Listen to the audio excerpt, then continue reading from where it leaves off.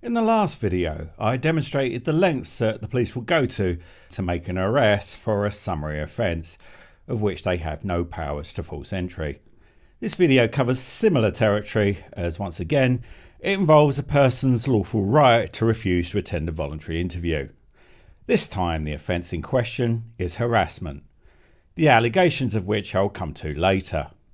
But to spare you the waiting, they are so petty and the arrest so spiteful, it seriously makes you wonder if the police have ditched all pretense of serving the public in favour of serving social media instead. Well, I'm half naked and in my house. Please let go of me. Calm down, mate. Calm down. Okay, I'm happy to have a conversation. There's children. We can deal with this sensibly. Okay. Absolutely. But I'm here and we're here. We need to sort this out. Yeah. Okay. Release me. Calm down. I will do. I will do. Okay. 1 second and listen to my colleague.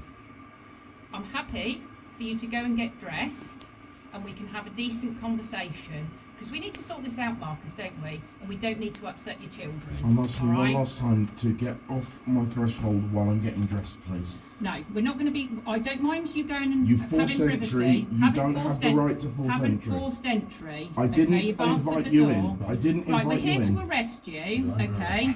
If that's the case, I don't want to do that. But if that's the case, then that's what we need to do. All right. Get out of my bedroom. Okay. What is wrong right. with you? Listen.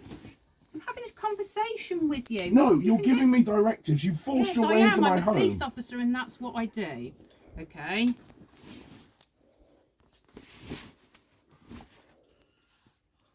Don't stop that recording. That's fine. We're recording as well, so that's absolutely fine.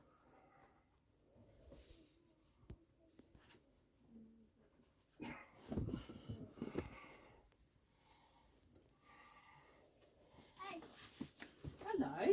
Kids, don't come out of your bedroom. Don't even talk to them.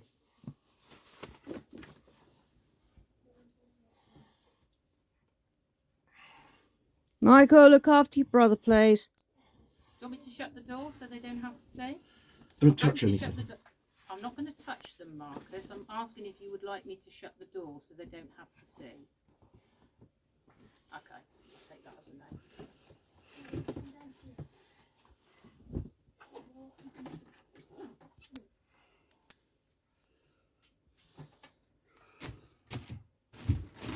Have you got your insulin and everything? Yeah.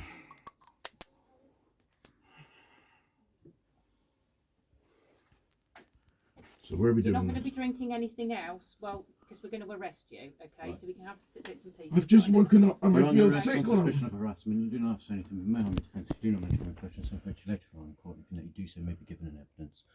Alright?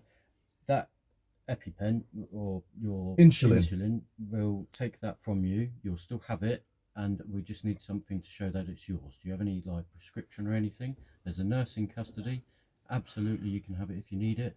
But right now, I don't want that on your person. Right, then I need to do a blood test to make sure I don't need it. Can I do that? No, you can take it with you. This is what I'm saying. You can have it in custody. So if you If need I don't do a blood test and I fall into hypoglycemic attack, I will be rushed to hospital. I need to do a blood test. I'm saying you can take your insulin with you. That won't happen. No, but because if I fall...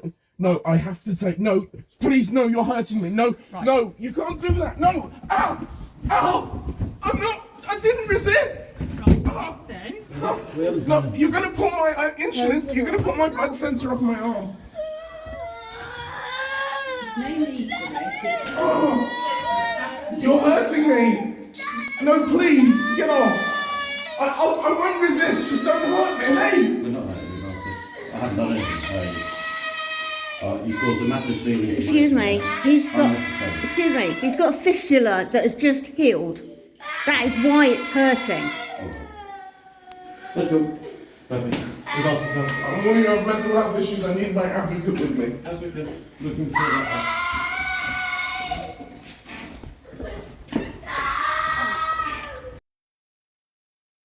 Now, before I expand upon the egregious crime that prompted this visit, let me point out that this wrongful arrest resulted in a successful lawsuit against Sussex Police to the tune of over £5,000. It seems to me that the arrest was prompted not by the interests of justice, but due to the officers taking offence to the alleged suspect failing to attend a voluntary interview.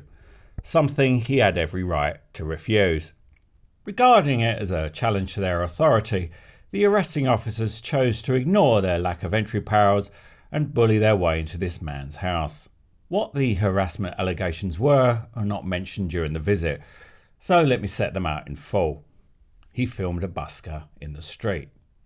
The busker called 999, and the police, true to their petty obsession with hurt feelings, sent in the heavy mob. However, they just had one slight legal hurdle to overcome.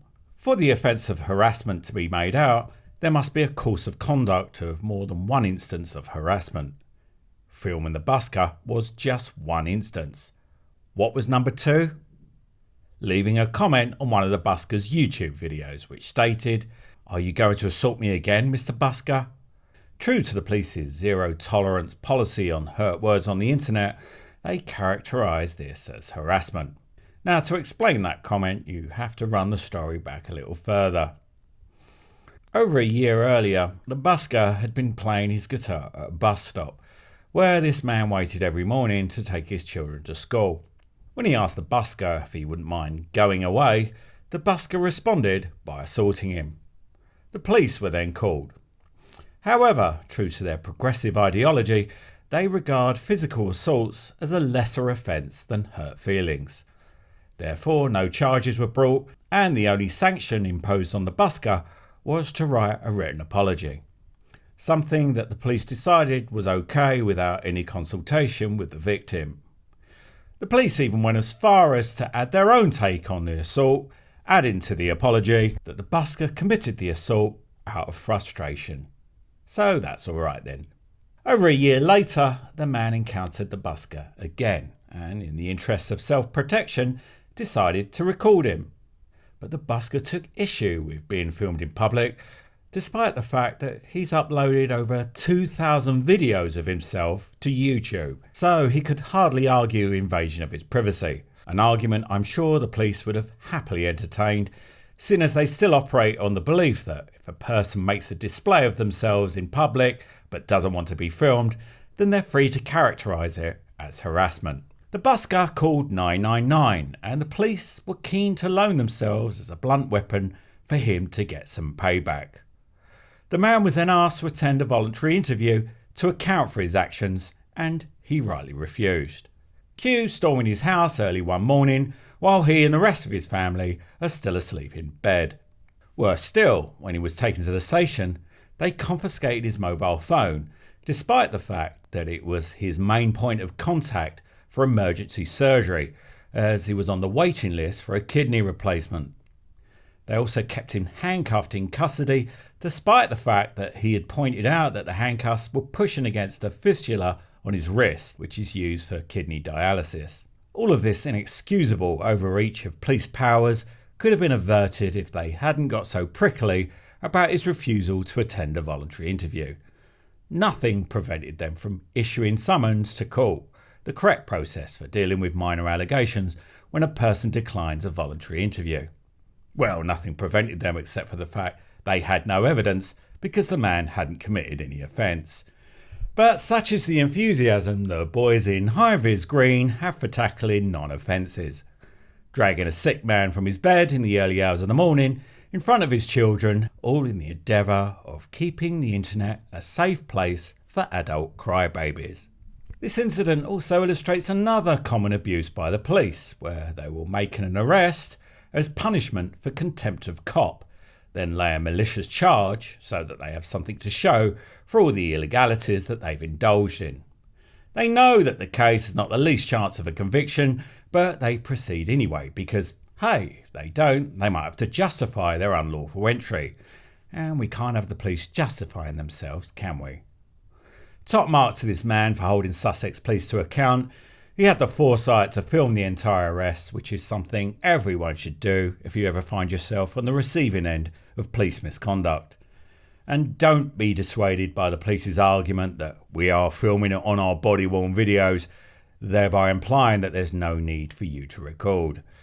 Given their propensity for forgetting to turn on their cameras, losing the footage and refusing to disclose under subject access anything that makes them look bad, You would be stupid if you think that the police's body-worn video is all the security you need. Their body-worn video is for their protection, not yours. It is pointed at you, not them, and if you don't have the foresight and the courage to film their abuses as they're happening, then don't be surprised when they insist that you invited them in, you assaulted them, and brought all of their abuses upon yourself.